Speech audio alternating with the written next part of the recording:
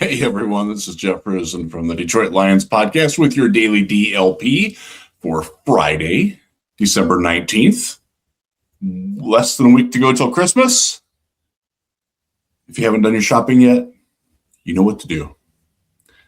But it's getting to be crunch time for the Detroit Lions. And another interesting day yesterday. A couple of injuries that we'll talk about. And getting ready for the Steelers game. The big thing that came out of Thursday was, well, first off, let's do the injury right away. Graham Glasgow did not practice after being a full participant the day before in the estimated practice. It was a walkthrough on Wednesday. He did not practice because of a knee on Thursday. That's a suboptimal development, to be kind. I have given Glasgow some grief this year, but he's so much better than what else we've seen. And he has had his good moments. He's had some solid games, especially lately. Since they had that little 10-day break, I think he's played a little bit better. So hopefully he can get in and be okay. But on the upside, they did have a couple of other guys who did get healthy.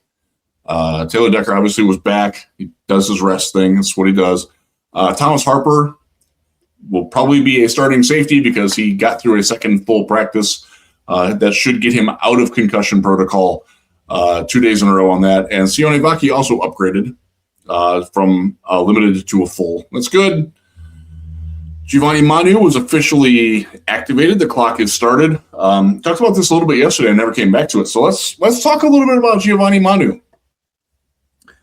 I don't know if he's going to get back in the field this year in time, but I do appreciate the fact that they're trying to get him back so he can get practice because he needs every rep he can get, whether it's in practice, whether it's as the scout team, whether it is as an emergency tackle, sixth, seventh lineman, who knows? He needs the reps. He needs the work. So it's great that didn't have a full season-ending injury, although for all intents and purposes, it's kind of doubtful that he does play. But it'll be nice to get him back, and hopefully he grows this offseason. It's big offseason coming for Mr. Manu. He has certainly developed from when he got here, when he got to Detroit as a fourth-round pick in 2024, using a 2025 third-round pick. He's still probably just in football acumen. Probably shouldn't be drafted, but again, the athletic prowess it's the planet theory, y'all. Dudes his size that can move like him don't come along very often.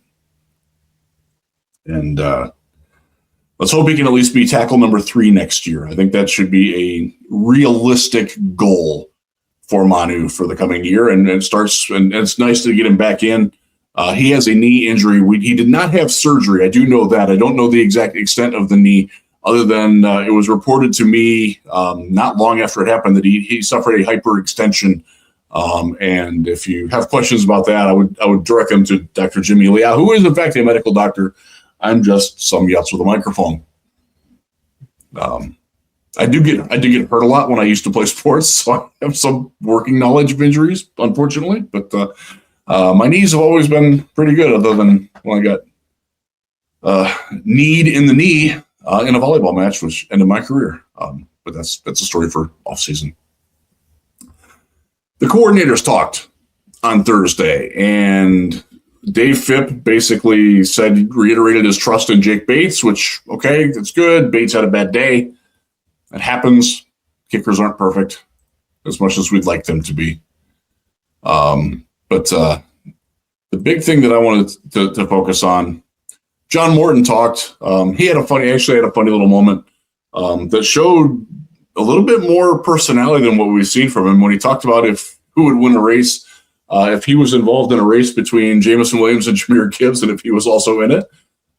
He made a little fun of himself, and that's kind of nice to see because he's sort of been a little too serious at times, and maybe that's the sort of thing that can help endear him to his team and his players as he goes forward.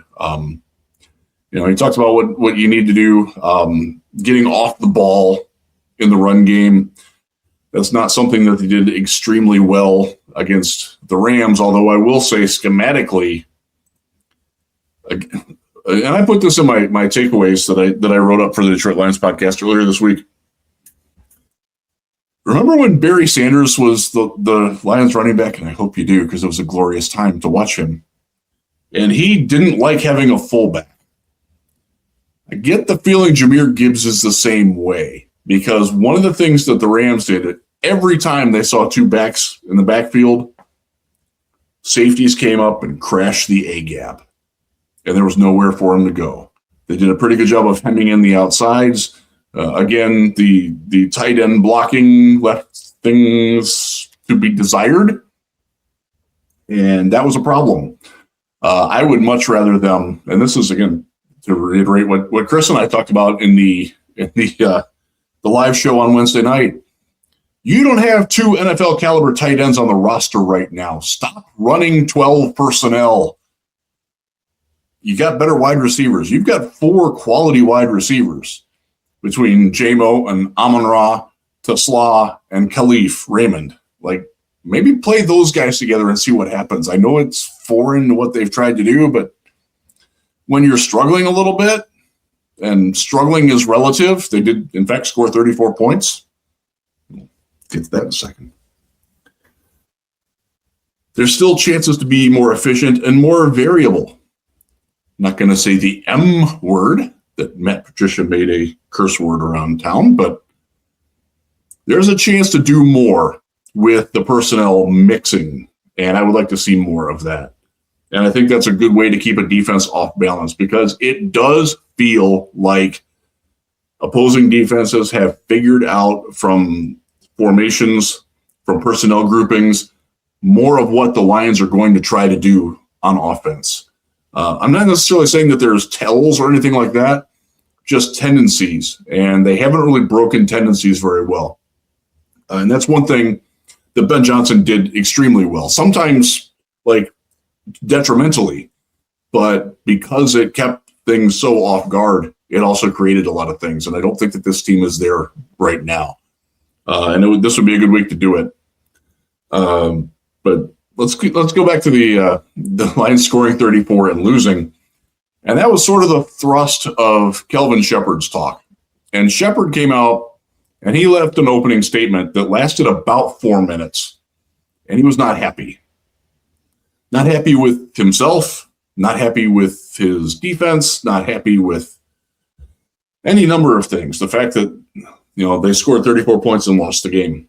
And that's the quote right here. Whenever your offense scores over 30 points, you have to win those football games. In my opinion, as a defensive coach, I'm just going to be brutally honest with you. That bothers me. Good. It bothers us too, Kelvin, coach. And he promised some changes, and he wasn't specific on them, which is smart. You don't want to give away the game plan, obviously. But he talked that there might be different personnel groupings. There might be different schematic ideas. These are things that I think all of us in collective Lions land would be grateful for. Let's see some schematic changes. Again, it laid these out in the takeaways. Chris and I have talked about them. Bish and Brown have talked about them. Let's do something with our defensive line other than just asking them to blast forward and try to win one-on-one or one-on-two matchups. Let's do some things. Let's do some loops. Let's do some stunts. Let's do some overload blitzes. Let's bring the linebackers involved. Let's be a little bit less predictable in going into a single high shell and always, rotating the coverage the way they do. Like, let's mix things up. Tampa 2?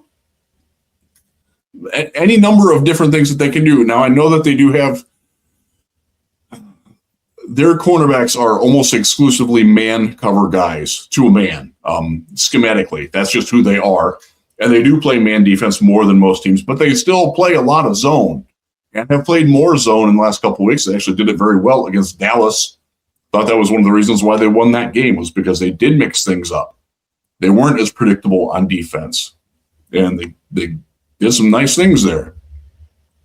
when you're going against Aaron Rodgers, and look, again, I really don't like saying nice things about Aaron Rodgers, but you got to give him credit for being a savvy veteran who understands how to exploit defensive lapses and read what's going to happen pre-snap. He does it as well as anybody ever. Maybe Peyton Manning was a little bit better. I go back to watching football in the 70s. I can't think of anybody that's ever been better than Rodgers, except maybe Peyton Manning, maybe Jim Kelly a little bit, but yeah, he's on a different level there, and he will exploit those things if he sees them. So what do? Well, you mix things up, stay unpredictable, and I hope that is sort of what Kelvin was alluding to when he talked about it. I'm going to say I will read from the transcript here that the Lions send out. He said, absolutely, it's definitely not an overhaul. I mean, there's not enough time within a game week to overhaul a system and to start to teach new things. That's what phase 1, phase 2, phase 3, all that stuff in the offseason training camp, that 4 or 5 week period is good for.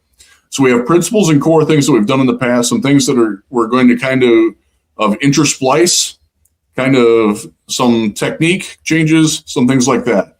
But it's not just going to be wholesale changes and we're going to show up Sunday and look like a completely different outfit. I will add, good. You don't want to change that radically in season. You can't. And he explained it very well. That's not good business. But I'll go back to Shepard here. Shepard continued. That's not the case. We're still going to be a tough, mean, nasty group, biting the football, finishing on the ball. I read that wrong. It does, in fact, say biting. It's just some things schematically where I feel like it's time to help these guys a little bit more let me repeat that. I feel like it's time to help these guys a little more than what I've done thus far as a coordinator. You know what? I'm glad to hear that.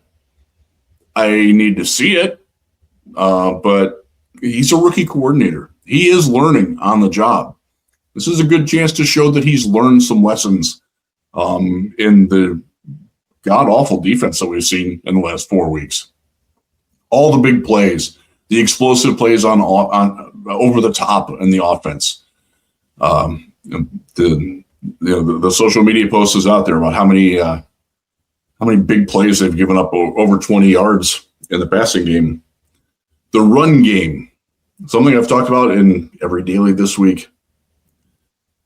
The run defense, the way that they got snooked and crooked and hooked by the Rams schematically, whether it's 2 or 3 linebackers all going to the same gap, whether it's the outside guys rushing up the field too far, getting out of position, whether it's the inside guys of specifically the defensive line just not getting off blocks, not holding their ground. That's tougher to fix. I will go back to the days when I used to do the Sunday morning show with Jim Costa, now with 97.1. We did the Sunday show, for those of you who don't know, for 5 years. We won an MAB award in 2019 for the best specialty show in Michigan. Very proud of that. Jim is too. We became very good friends over that. And one of the things that I taught, and I said this to him, and he had never thought of it before, and he gave me credit for enlightening him, and so I will try to enlighten you with it. It is much, much easier to scheme up pass defense and a pass rush than it is to scheme up run defense, because if you can't tackle, if you can't get off blocks, there's not much the coordinator can do other than try new guys. So maybe that's where they're going to try new guys. Maybe we're going to see more Roy Lopez. Maybe we're going to see more Tyleek Williams lined up a little bit more outside. Maybe we're going to see Marcus Davenport shift in a little bit, because I do think that he was more effective in the brief times that he's played this year when he's been a little bit more inside, more on the inside shoulder of the tackle instead of the outside shoulder. He's not a wide 9 guy. Hutch isn't really either. They leave him out there so he can get some space, and so he gets a little bit of a momentum going before he's double teamed, inevitably, which he is. I know there's a lot of different things they can do. we'll see. I'm curious, fascinated by what might happen against this Steelers team. Again, Aaron Rodgers, not an easy mark. Very difficult to get him to the ground, but he doesn't throw the ball deep. He just doesn't. That's not their offense. They have a good understanding that he can't throw the ball deep anymore a lot. It's not Phillip Rivers out there last week when he couldn't throw the ball 20 yards down the field, like literally couldn't.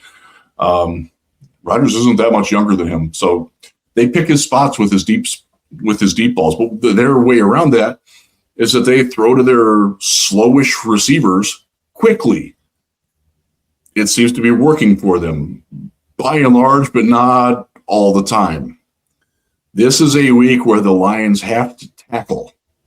And the interesting stat came up this week from PFF that the Lions have the fewest missed tackles in the league. I think the number was 89. Well, to contextualize that just a bit, and I know this from my brief tenure training with PFF back in the day. If you don't make contact with the ball carrier, it's not a missed tackle. So if you completely whiff and don't touch him, it doesn't go as a missed tackle. I can find you 2 plays last week where Amik Robertson flat out missed everything, didn't touch him, went for the punch, missed. So those don't count as missed tackles. I need those to stop too. Kelvin, more pertinently, needs those to stop as well. Look, on the quick injury front, the report comes out later today. I would expect on the Steelers side that you're going to see that TJ Watt and Nate Herbig both aren't playing. That is very good news for the Lions offense. This is a game where I think the Lions need to go and outscore the Steelers. Something that Chris and I talked about on the live show, and I believe it even more now that I've watched a little bit more of the Steelers. I've gotten caught up on a couple of their games in the last couple of days. They're good, but they are certainly beatable, and you can put points on this defense, especially without their best pass rushers on the field. They still have, they're not without talent, but this is a game. This is a get-right game for Jahmyr Gibbs. This is a game where the Lions can find those seams. I want to slot in the slot in the seam. You can run J-Mo off of him, behind him, moving Amon-Ra around. I trust that he will have a very good game again. That's what he does. Making history. It's nice to see. Still like the Lions to win a lot in this one, by a lot in this one. The line is still 7.5, 8 points, which is crazy to me, but that sort of tells you Lions are probably better than their record shows.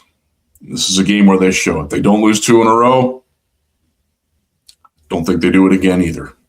Get some momentum, build for that Minnesota game. Minnesota has put a lot of people on the shelf. See how they do this weekend. I like the Lions in this one. I'm gonna amend my final score prediction. I'm gonna say 33-22 Lions, and let's hope that comes true. Appreciate you all checking in, checking out the DLP Daily today, the Daily DLP. I got to pick a name for the show. Really appreciate it. Thanks for a great first week. I will talk at you again on Monday. I will not be involved in the post-game show. There will be a post-game show. Chris and Gray will have that for you. I will be watching the game. We'll be very anxiously watching it and enjoying it. And I hope you all enjoy it too. And again, if you haven't finished your Christmas shopping, it's probably time. With that, y'all have a great weekend. Jeff Risen out.